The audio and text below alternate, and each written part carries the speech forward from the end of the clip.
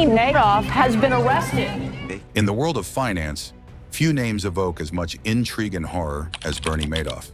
His elaborate Ponzi scheme not only shattered lives, but also exposed the dark underbelly of New York. How did one man manage to dupe investors out of billions while maintaining a facade of respectability? What can we learn from the shocking tale of greed and betrayal? Join us as we delve into the chilling narrative of history's greatest financial deception, the Bernie Madoff saga, master of the Ponzi scheme.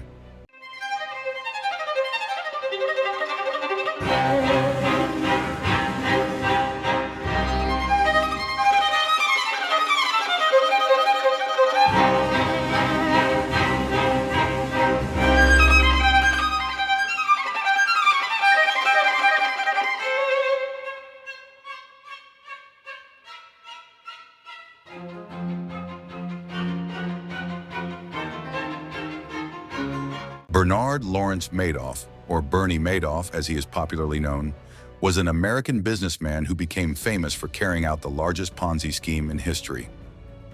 Basically just a big Ponzi scheme. What's a Ponzi scheme? He defrauded thousands of investors out of an estimated $65 billion for about 17 years.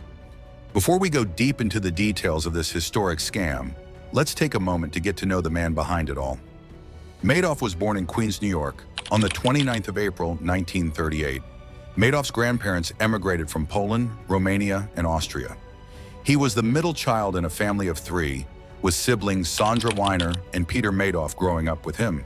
His father, Ralph, was a hard-working plumber before entering the financial industry with his wife, Sylvia. Together, Ralph and Sylvia founded Gibraltar Securities, which was forced to close by the CC. In 1956, Madoff graduated from Far Rockaway High School. In 1960, Madoff earned a bachelor's degree in political science from Hofstra University and briefly attended law school at Brooklyn Law School.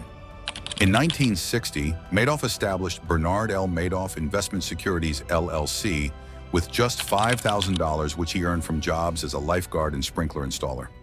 He also secured a loan of $50,000 from his father-in-law, Saul Alpern, an accountant, who helped bring in friends and family as early investors. One of his first big clients was Carl J. Shapiro, who invested $100,000. At the start, Madoff's firm quoted prices through the pink sheets. But to compete with New York Stock Exchange firms, it embraced cutting-edge computer technology to share quotes. This innovation laid the foundation for what would become NASDAQ. By 2001, after decades of growth, Madoff's firm grew into a limited liability company, with him as the sole shareholder. Madoff Securities became a major player in over-the-counter trading, bypassing traditional exchange systems, and at one point was the largest market maker on NASDAQ. In 2008, it was recognized as the sixth largest market maker in S&P 500 stocks. Meeting my brother and myself, that there was an opportunity to bring automation into the over-the-counter marketplace.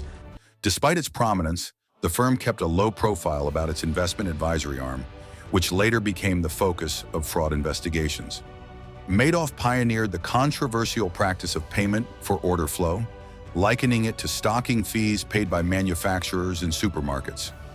Though legal, it raised ethical questions that some academics debated. He'd pay them a penny a share to come and trade through him, so he saw lots of trading volume that way. In other words, he would pay for what they call order flow. Exactly. Although Madoff defended it as a standard business practice, he was also a highly active member of the National Association of Securities Dealers, NASD, serving on its board and as chairman. Madoff and Ruth Alpern met while they were both students at Far Rockaway High School, and their relationship grew into a lifelong partnership. Ruth graduated from high school in 1958. Subsequently, she earned a degree from Queens College. Madoff and Ruth were married on the 28th of November, 1959. Before joining Madoff's firm, Ruth worked in Manhattan's stock market, and she later established the Madoff Charitable Foundation. They had two sons, Mark, 1964 to 2010, and Andrew, 1966 to 2014, both of whom pursued higher education and then joined their father's business. Mark graduated from the University of Michigan in 1986, while Andrew earned a degree from the Wharton School of the University of Pennsylvania in 1988. Both sons worked in the firm's trading section alongside their cousin, Charles Weiner. The Madoff family was deeply involved in the business, with Madoff's younger brother, Peter, serving as senior managing director and chief compliance officer. Peter's daughter, Shauna, was also on board as the compliance attorney. Over time, both of Madoff's sons borrowed substantial sums from their parents, with Mark owing $22 million and Andrew $9.5 million. Both lived in luxury, owning properties in Manhattan and Greenwich, Connecticut. The unheeded warnings. In 1999, financial analyst Harry Markopolos made a startling discovery that would set the stage for one of history's most notorious fraud cases.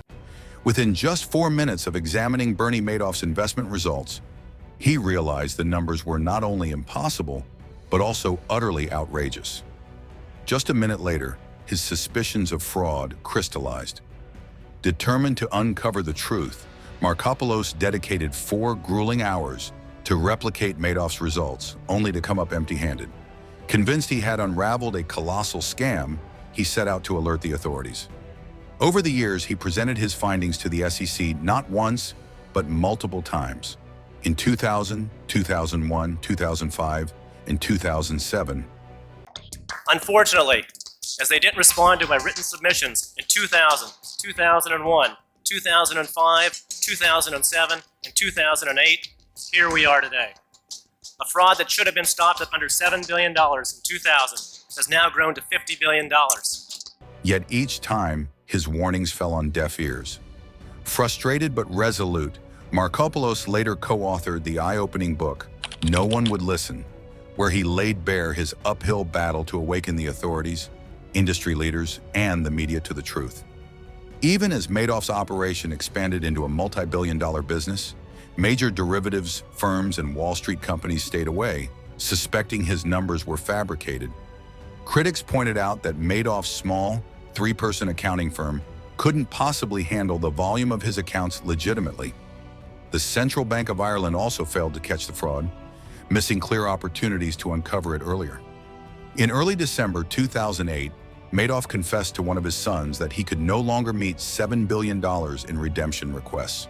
He had been funding redemptions by dipping into investors' money, but by late November, his account had drastically reduced from $5.5 billion to just $234 million. On the 9th of December, Madoff admitted to his sons that the entire investment fund was a Ponzi scheme. Wanted blood, they wanted a lynching. You had this man who was the face of Wall Street there, who was evil. They camped outside of his penthouse with signs that said, "Bernie, it's not too late, jump."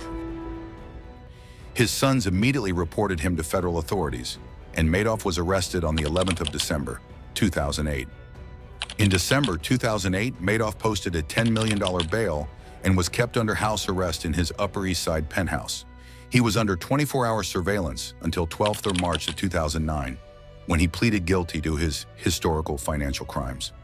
On that day, Judge Denny Chin revoked Madoff's bail, citing his wealth, age, and the likelihood of him spending the rest of his life behind bars as reasons for being a flight risk.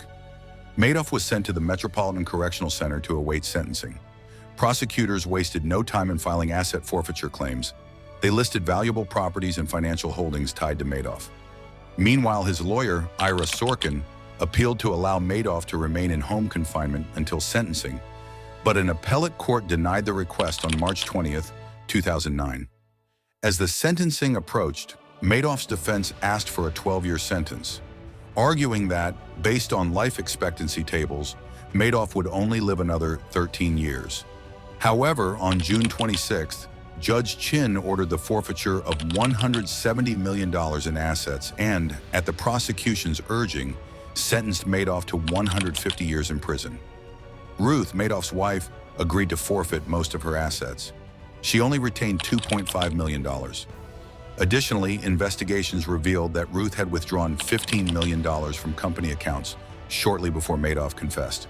The fallout extended to Madoff's family, with his sons, brother, and niece being sued for negligence and breach of fiduciary duty, facing a $198 million lawsuit for their involvement inside the Madoff scandal. Now let's dive into the inner workings of how the scheme was orchestrated by some of Madoff's trusted employees. Imagine the scene at the Lipstick Building in New York City, where the infamous Madoff Securities was based. On the 17th floor, you'll find Annette Bongiorno and Joanne Krupi, two office workers who played pivotal roles in the deception. They weren't just your average employees. They were the architects of the false trading reports that helped prop up Madoff's massive Ponzi scheme. The indictment from the SEC revealed how these workers created fake trading reports, all dictated by Madoff himself. Picture this. A customer wants to see their returns, and instead of real profits generated from legitimate trading, Bongiorno or Krupi would whip up a phony trade report. They would backdate these trades, even entering fake closing trades to show the required profits. Can you believe it? At one point, Bongiorno dared to ask for the ability to set any settlement date she wanted. It's like having the power to change history at the click of a button. Every day, Madoff's right-hand man, Frank DePascali, and his team were glued to the S&P 100 closing prices. They handpicked the best-performing stocks and concocted fraudulent baskets of stocks to fabricate trading records. Madoff claimed he was using a complex split-strike conversion strategy, which sounded impressive but was ultimately a smokescreen. Instead of real trades, they often dated transactions on weekends and federal holidays, days when the markets were closed. It's astounding how they managed to slip through the cracks without being caught.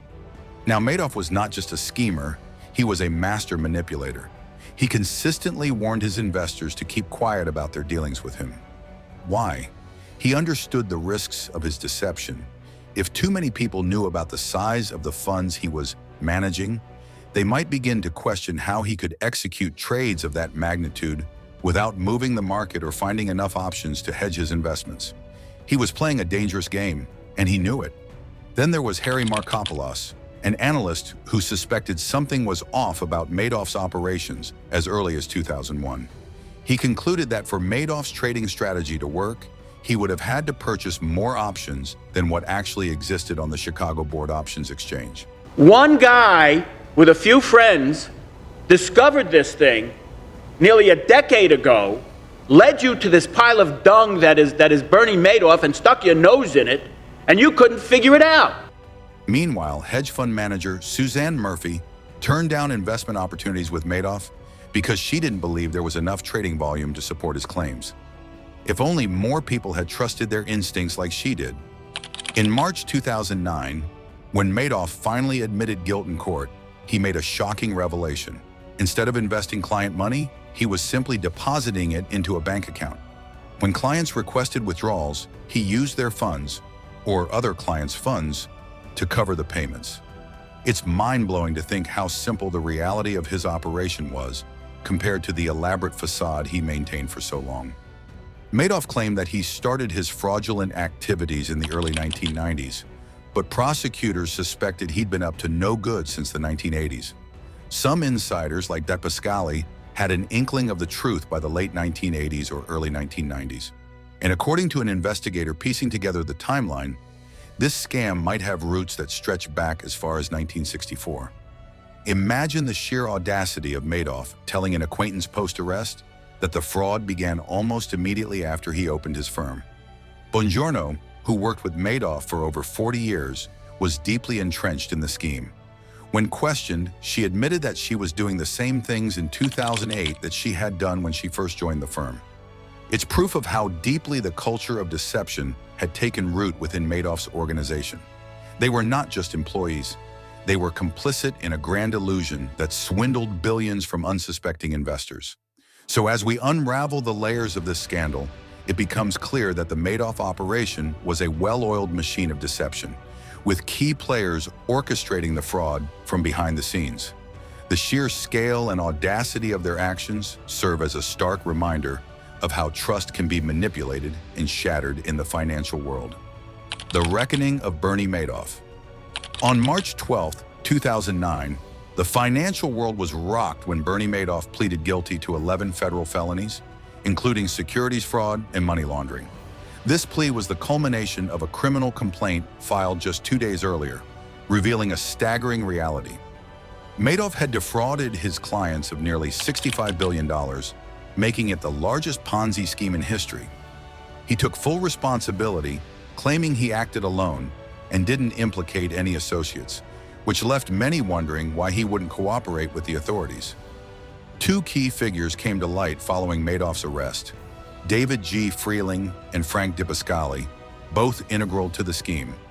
In November 2009, Freeling, Madoff's auditor, pleaded guilty to several charges, admitting he had simply rubber-stamped Madoff's filings instead of conducting real audits. Freeling's cooperation with federal prosecutors earned him a light sentence of 1 year of home detention. Despite the severity of his involvement, his actions made Madoff's scheme the largest accounting fraud in history, dwarfing previous scandals like WorldCom. DiPascali, Madoff's right-hand man and financial chief, also faced justice. He pleaded guilty to 10 federal charges in 2009 and testified against 5 former colleagues, all of whom were convicted. DiPascali had a potential sentence of up to 125 years, but tragically passed away from lung cancer in May 2015, before he could be sentenced. In his plea allocution, Madoff recounted how he began the Ponzi scheme in 1991, admitting he had never made any legitimate investments with client money. Instead, he deposited funds into his personal account at Chase Manhattan Bank. When clients requested withdrawals, he simply paid them from this account. A classic robbing Peter to pay Paul scenario. Madoff acknowledged that he had engaged in false trading activities, masked by fake foreign transfers and misleading SEC filings. He claimed he always intended to return to legitimate trading, but eventually realized that the scheme was unsustainable and would inevitably be exposed. Madoff's fraudulent activities had financial repercussions beyond his immediate victims. Chase Manhattan Bank and its successor, J.P. Morgan Chase, allegedly profited by as much as $483 million from Madoff's account. The sheer scale of his deceit painted a picture of desperation masked as success. In a time of economic downturn, Madoff felt the pressure to deliver on the high returns he promised his clients. On June 29, 2009, Judge Denny Chin sentenced Madoff to a maximum of 150 years in federal prison. Madoff's legal team had initially argued for a lighter sentence, citing his age, 71 at the time, and limited life expectancy. However, Judge Chin was unconvinced. During the sentencing, Madoff conveyed his regret for the destruction he had wrought, acknowledging the shame he had left behind and recognizing that his apology wouldn't alleviate his victim's suffering. However, Judge Chin observed that there was a notable lack of support from Madoff's friends or family, which he found significant. The judge characterized Madoff's crimes as extraordinarily evil and emphasized the need for a sentence that would deter others from similar fraudulent activities. The details of Madoff's crimes were shocking and unprecedented.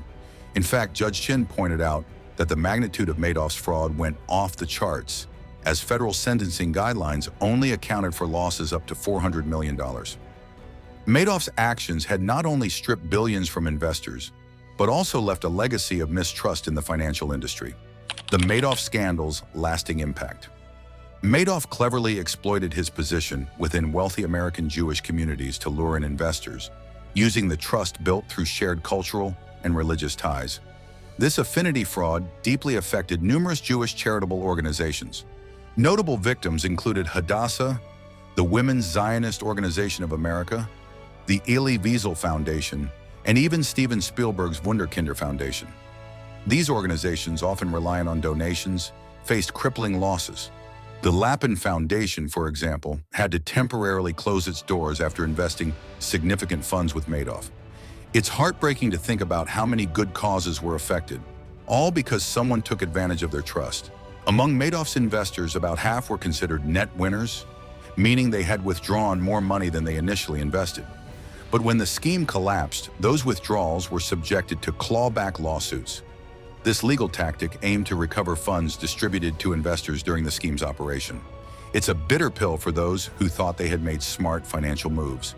By May 4, 2011, trustee Irving Picard revealed that the total amount owed to customers, with some adjustments, stood at an astonishing $57 billion.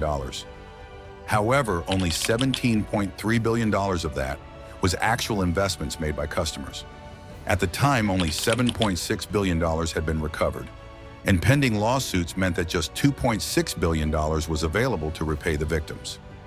The Internal Revenue Service stepped in, allowing victims to treat their capital losses as business losses, which let them claim tax deductions for their losses. Small consolation, but at least a glimmer of hope for some. Initially, the fraud was estimated to be around $65 billion. However, former SEC Chairman Harvey Pitt suggested that the actual net fraud was likely between $10 and $17 billion. Because of the success that I've had and the money I made for people, I sort of felt it would just sort of be a temporary situation and acceptable. The discrepancy in these estimates came down to how one calculated the losses. The larger figures counted what victims believed they were owed, but would never receive, while the smaller ones deducted total cash received from the scheme from what had been invested, excluding those who collaborated with Madoff or invested through feeder funds. One key player in this saga was Jeffrey Pacauer, who seems to have benefited the most from Madoff's scheme. His estate ultimately settled claims against it for a whopping $7.2 billion. It raises questions about the ethics of those who thrived in an environment fueled by deceit. Fred Wilpon and Saul Katz were also heavily involved, receiving $300 million from the scheme. They staunchly rejected claims that they had ignored warning signs about Madoff's activities, but the scrutiny they faced was intense.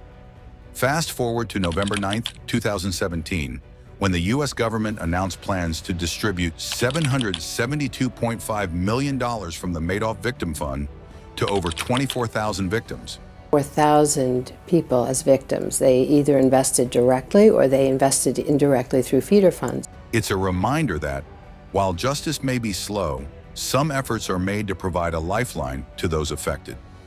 Overall, the Madoff Recovery Initiative reported an impressive $14.418 billion in total recoveries and settlement agreements. The ripples of Madoff's actions are felt far and wide, touching lives and organizations that once thrived on trust and goodwill. Cheryl Weinstein's memoir has turned heads by revealing her affair with Bernie Madoff over 20 years ago. By 1997, Hadassah, where she was the chief financial officer, had invested a staggering $40 million with Madoff. As the years went on, they pulled out more than $130 million, believing their accounts were still worth $90 million when Madoff was arrested in 2008.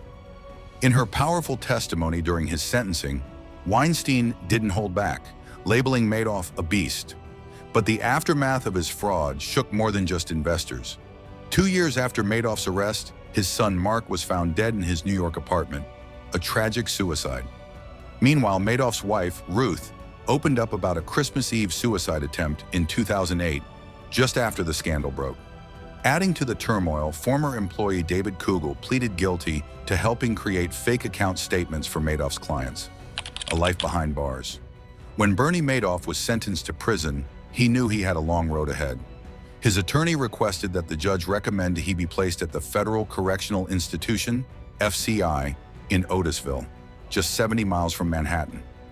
This would have allowed him a bit of proximity to the life he once led, but the judge only recommended a facility in the Northeast, leading to Madoff's transfer to the Federal Correctional Institution, Butner Medium, located about 45 miles northwest of Raleigh, North Carolina.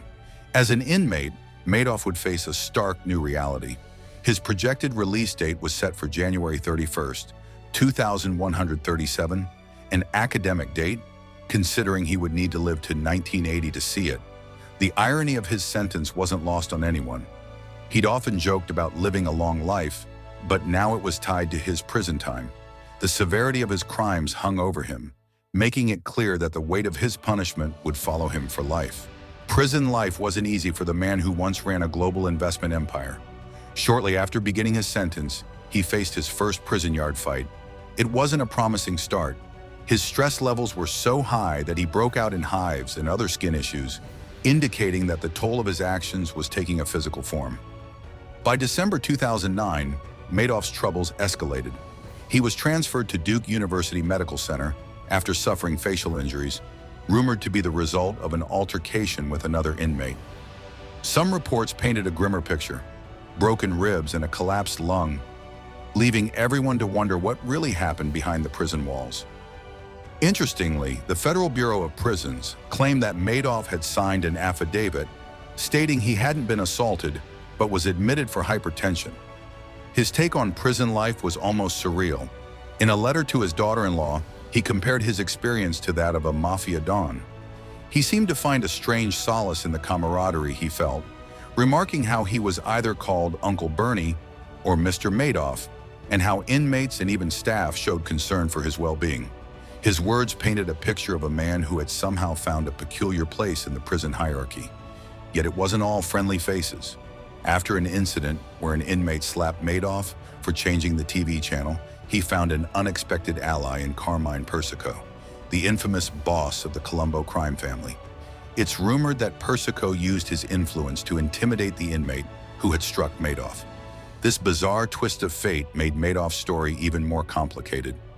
Here was a man who had once played with the lives and savings of thousands, now navigating the treacherous waters of prison politics. In July 2019, as his health deteriorated, Madoff sought a pardon from then-President Donald Trump. His request went unanswered, leaving him in the clutches of a system that had no sympathy for the magnitude of his crimes. By February 2020, Madoff's lawyer filed for compassionate release, claiming Madoff was suffering from chronic kidney failure and that the COVID-19 pandemic posed a significant risk to his health. Yet this too was denied, as the severity of his actions was etched too deeply in the memories of those he had wronged. Madoff passed away on April 14, 2021, at the age of 82. He died in Federal Medical Center, Butner, North Carolina, a facility designed for inmates with special health needs. His health had deteriorated significantly during his imprisonment, culminating from a combination of hypertension, atherosclerotic cardiovascular disease, and chronic kidney disease. Beneath the surface, it's quite interesting to note that Madoff had a dual identity as a prominent philanthropist. His contributions to various nonprofit institutions and charities were significant, leading many to trust his firm with their endowments.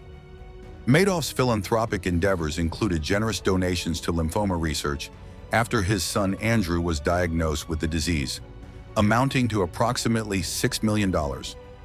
This seemingly altruistic side of him often masked the darker reality of his Ponzi scheme, which would eventually unravel everything he built.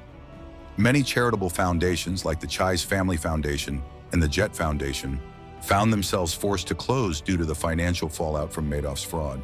His political contributions were also noteworthy. Since 1991, Madoff and his wife donated over $230,000 to various political causes, predominantly favoring the Democratic Party. He held significant positions in various organizations, including serving as the chairman of the board of directors for the Cy Sim School of Business at Yeshiva University, where he also acted as treasurer. However, his reputation took a hit after his arrest, prompting his resignation from these esteemed positions. Madoff's involvement didn't stop there. He was also a board member of the New York City Center, participating actively in the city's Cultural Institutions Group. Interestingly, the UJA Foundation of New York's Wall Street division opted not to invest funds with him due to potential conflicts of interest, a decision that showcased a glimmer of caution amidst the widespread trust he enjoyed. Philanthropy was a central theme in Madoff's life, with the Madoff Family Foundation at the forefront. This $19 million private foundation, which he and his wife managed, made significant contributions to hospitals, theaters, and numerous educational, cultural, and health charities. Ironically, many of these organizations later faced closure due to the fallout from Madoff's financial misdeeds. His charity work included involvement with the Gift of Life Bone Marrow Foundation, underscoring a commitment to causes that resonated personally with him. Yet following his arrest, the reality of his actions became painfully clear. A federal court froze the assets of the Madoff Family Foundation, cutting off the lifeblood of many institutions that relied on his generosity. The collapse of Madoff's firm not only decimated his own wealth, but also dismantled the financial foundations of many charities and nonprofits that had entrusted him with their funds.